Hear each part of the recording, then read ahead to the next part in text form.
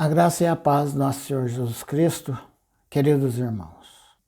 Dentro ainda desse assunto da nossa justiça diante de Deus, a nossa justiça diante de Deus é Cristo, porque Ele fez uma obra justa. Nós somos salvos pelo descendente da mulher, pelo filho de Maria. É do descendente da mulher que nasceria um que pisaria a cabeça da serpente. Então, quando a Bíblia fala Jesus e Filho do Homem, está se referindo ao ser humano, à humanidade de Jesus. Então, ele teve um viver aqui perfeito diante de Deus. Ele teve esse viver perfeito diante de Deus. Então, com essa vida dele que ele viveu o tempo todo aqui, somente fazendo aquilo que Deus ordenava para ele que fizesse, ele não podia fazer nada dele mesmo. Por isso que ele fala, eu nada faço de mim mesmo, mas o Pai que está em mim é que faz a sua obra. Quando as pessoas questionavam com ele falava assim, meu pai trabalha até agora, eu trabalho também. Como quem diz, não posso fazer nada. Quem fez foi meu pai. Ele não tinha opinião. Para ele se tornar um homem justo diante de Deus e poder nos substituir na morte, ele não podia fazer nada dele mesmo. Por isso que em Filipenses fala que ele se esvaziou da deidade dele e assumiu a forma humana. E morreu na cruz. E por isso ele recebeu o nome que está acima de todos os nomes. Porque ele teve esse viver justo diante de Deus. Aonde nós estávamos? Nós estávamos mortos. Mas que tipo de morte? Nós estávamos mortos em nossos delitos e pecados. Porque o pecador, ele vive duas mortes. A primeira morte é que é um viver, a pessoa que não crê no Senhor. É um viver separado de Deus o tempo todo, sem que Deus tenha comunhão com ele e ele com Deus. Então é essa morte que Paulo fala aos Efésios. Estando nós mortos em nossos delitos e pecados. Qual é a consequência disso? A morte física que vem depois. Então Jesus, ele, com esse viver perfeito dele, ele entrou na morte. Viveu justo o tempo todo, aí foi para a cruz, aí ele mergulhou nessa morte. Na primeira parte, houve a separação da comunhão dele com o Pai. É essa a angústia que ele teve. Não é porque ele ia ser crucificado, ia doer, não é isso. A maior angústia dele é que ele ia viver a experiência de perder a comunhão com o Pai. Ele ia viver essa experiência, uma experiência que ele nunca teve. Por isso ele chamou os apóstolos para estar junto com eles. Vem aqui comigo. A minha alma está angustiada. Ele estava angustiado diante dessa morte, dessa separação da comunhão com Deus.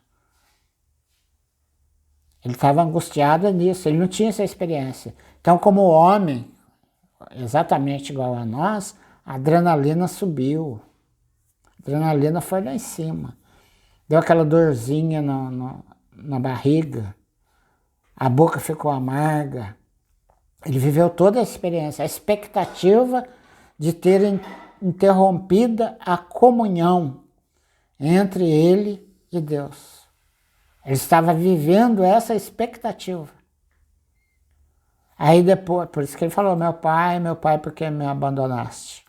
Então ele mergulhou nessa morte que nós estávamos. E quem que comandava essa morte? Satanás.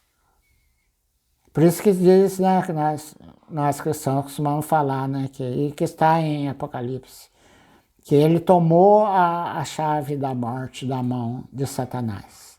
Ele entrou lá, nós estávamos cativos lá, ele nos pegou todos e levou com ele. A morte dele foi a nossa morte. A ressurreição dele foi a nossa ressurreição. Nos levou todos com ele. E deu dons a essas pessoas que ele levou. a essas pessoas que creem nele, que crê que ele é filho de Deus. Ele deu dons e ministérios a essas pessoas, para que ele, através, agora como Espírito, para que ele, através do ministério desses irmãos, ele possa exercer o ministério dele de dispensar vida, de alcançar as pessoas através dos santos. Por isso, a cada um ele capacitou com os dons. Esses dons é proveniente da própria vida dele, da forma com que ele quer usar cada um. Então, ele tem muitas pessoas que contêm a vida dele. Nós precisamos olhar para essa pluralidade, olhar para essa coletividade. A nossa vida, que é o Cristo Jesus, a nossa vida está nessa realidade. Por isso é que João enfatiza muito a questão de amar os irmãos. Por que eu tenho que amar os irmãos? Porque ele é um amado do Senhor. Como eu posso estar bem com o meu Senhor se eu tenho problemas com o irmão? Nunca vou estar bem com o meu Senhor. Hoje o nosso serviço é para todos os irmãos, para todos os santos. O que o Senhor busca, o que o Senhor buscou, o que o Senhor busca hoje? Ele não busca pessoas que liderem os irmãos. Ele busca servos para servir os servos dele. O episódio lá naquele jantar lá, que o dono da casa não mandou o servo lavar os pés dos convidados. Estava lá a bacia de água, a toalha, mas o que faltou? Servo. Ninguém se prontificou a lavar o pé do outro. Até que Jesus mesmo tomou essa iniciativa. Vou ler aqui um trecho bíblico aqui, tá, irmãos? Capítulo 4 da carta de João, da primeira carta de João, a partir do versículo 7. Amados, amemo-nos uns aos outros, porque o amor procede de Deus, e todo aquele que ama é nascido de Deus e conhece a Deus. Nós conhecemos que Deus fez isso, que Deus se dispensou para dentro dos irmãos. Então nós amamos os irmãos. Esse amor é fraternalmente. Na verdade é um respeito. É um respeito pelo amor que Deus tem pelos irmãos, por cada irmão. Isso mostra que nós conhecemos a Deus. Aquele que não ama não conhece a Deus, pois Deus é amor. Deus é amor. Deus ama meu irmão. Ainda que eu ache que ele não é um bom irmão, ainda que eu ache que ele não é bom para o Senhor, não é bom para a obra, nas minhas opiniões, mas ele é alguém que o Senhor ama. Nisso se manifestou o amor de Deus em nós, em haver Deus enviado seu Filho unigênito ao mundo para vivermos por meio dele.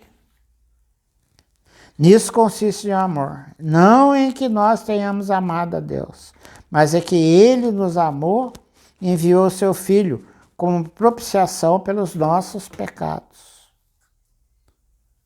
Amados, se Deus de tal maneira nos amou, devemos nós também amar uns aos outros. Por que eu devo amar o irmão? Porque o Senhor ama ele. O Senhor ama ele. O amor de Deus está sobre aquele irmão. Ele está no mesmo espírito que eu estou. Nós estamos unidos pelo amor de Deus. Nós temos o mesmo vínculo de paz que nos une.